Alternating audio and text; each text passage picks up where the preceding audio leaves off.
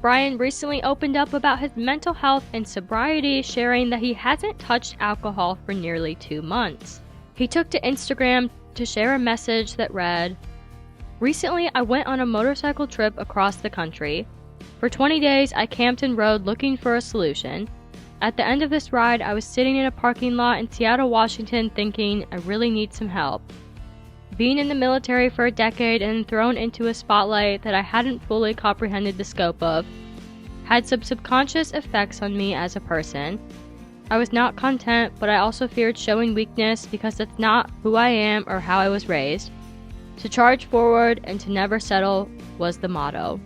I was stuck in a perpetual disconnect that led me to always reaching for alcohol, not for the taste, but because there was a consistent black hole in me, always needing its void filled.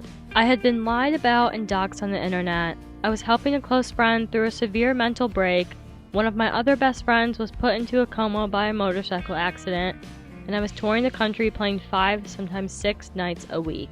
I was having earth-shattering panic attacks. The anxiety I felt was paralyzing, and I thought since I was successful, had the money I always longed for, and had great friends, that I could tough anything out. All that said, I went out of my way to find a therapist and made the conscious decision to do something about my toxic relationship with booze and how I cope with major life changes. I haven't touched alcohol for nearly 2 months now, something I had to do for my own personal clarity. I needed to see the world objectively.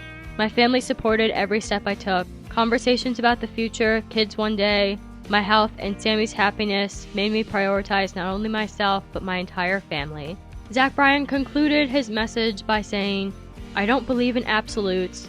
One day maybe I'll learn to control my habits, but for now, I just want to say it is okay to be weak at times and need help. Godspeed, everyone. I pray this helps somebody."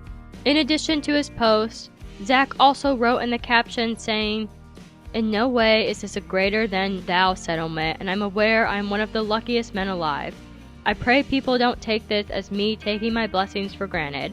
I wanted to share this because I feel like a lot of people go through mental struggles at times and feel alone in them, which leads plenty to suffer in silence. Here's me on mental health. I hope it helps someone struggling to find words when they're down on their luck.